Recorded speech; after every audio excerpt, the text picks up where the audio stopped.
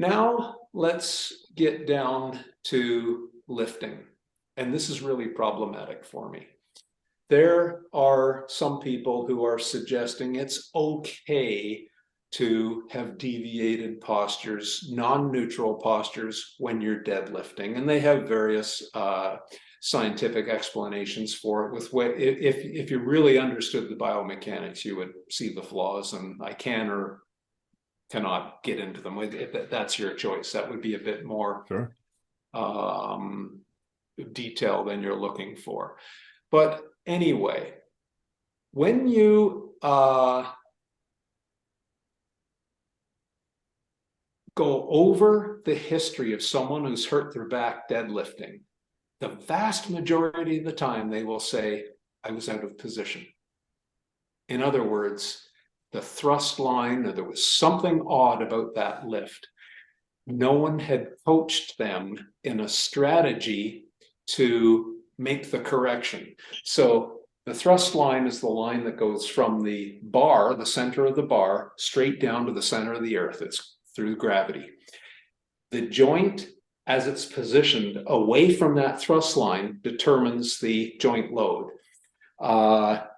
The curvature of the spine determines the stress distribution in the annulus fibers, on the facet joints, on the muscles, etc.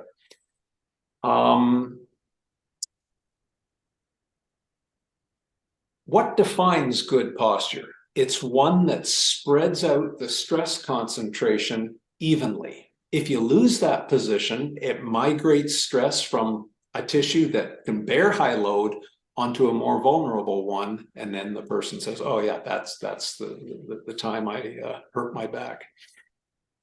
Now I want to get into, is there any evidence to say that lifting poorly or lifting in a compromised position or with more flexion or whatever it happens to be gives you resilience for life? I don't know of a single study that shows that. I only know in the occupational literature, which is much more robust than the sport deadlifting literature, because it doesn't exist. But when you look at awkward lifting postures in all sorts of industries, the more awkward, the more flexion, the greater the incidence of back pain. We did a study at Chrysler on fellows who chrome car bumpers. So they lifted car bumpers. Let's see, you're American, so we'll talk in pounds. They weighed 70 or 80 pounds, 40 kilos. And out of the 70 some odd workers, 20 some odd had every year an acute back attack, sufficient to miss a few days or a few weeks from work. Do you think the ones who never had a back injury versus the ones who did were stronger or weaker? No, the ones who had recurrent back injury were stronger, because when we measured the stress distributions when they lifted, they had more load in their backs. They were bent over, flexing their spine, lifting with their back. The ones who didn't have back recurrent acute repeated episodes had weaker back muscles, but they used their hips more. They lifted with their hips. They braced their spines into what we would call a little bit more of a neutral, non-deviated posture. So we can look at the adaptation schedules. It's a pretty bad bet to make. Let's do a deadlift with awkward form to try and stimulate robustness for life, rather than having a very thorough evaluation of what you and your body needs to be resilient. Maybe you need more hip mobility. Maybe you need more ankle and foot mobility. If we then repeated that deadlift with elevated heels and they can lift with better form, would you say, oh, well, let's lift with bad form and we'll try and fix your ankles? Or would you try and do foot exercise targeting so that the mobility then comes into the ankle joint and you can lift better? Do you see, the assessment reveals the non-optimality.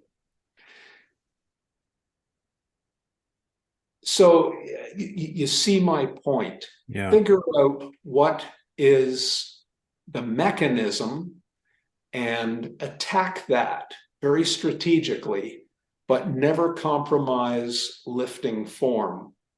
But throughout your life, move. I get all of that. Yeah. But the question is, can you become more robust for life? I would argue that the literature shows no, you actually will get hurt more.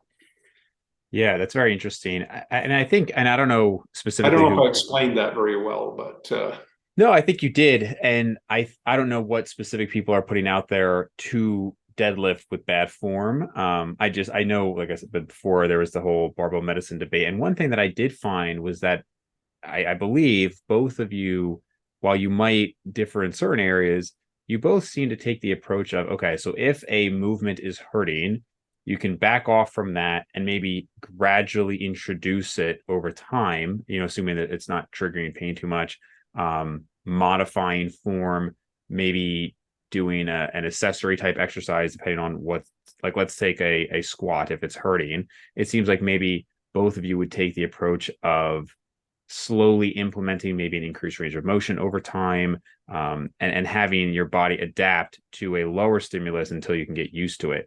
Would you say you agree in those areas? it depends on the goal. It depends on the injury history. It depends on their leverage ratios, leg length to torso length. It depends on a lot of things.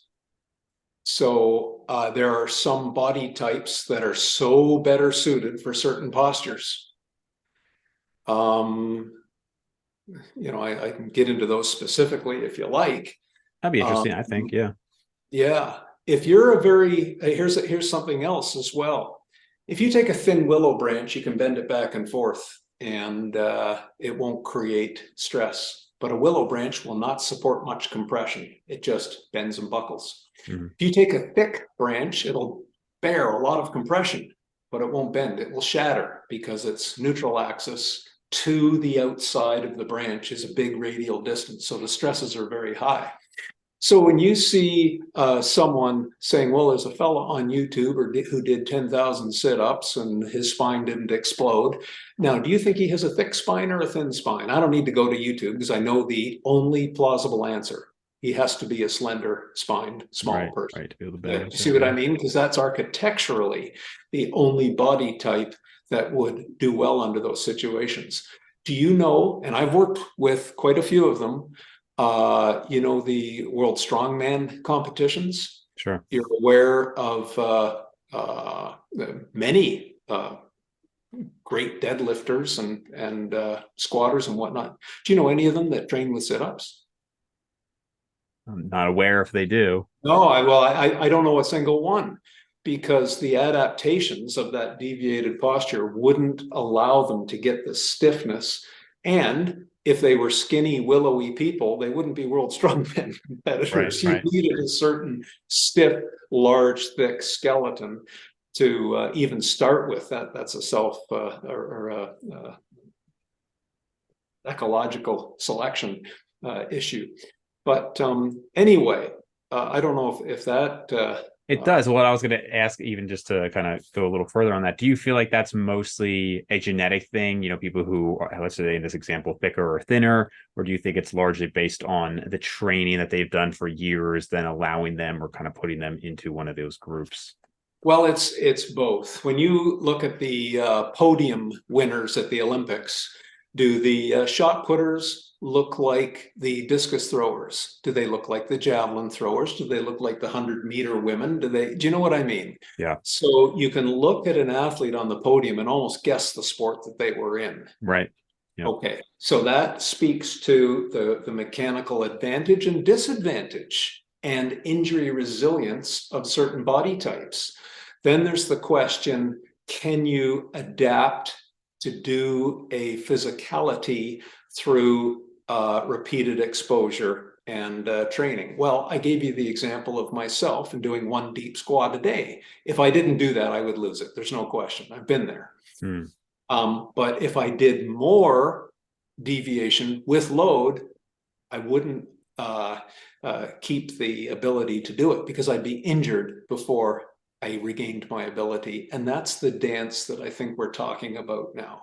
Where do you cross the line and go to injury.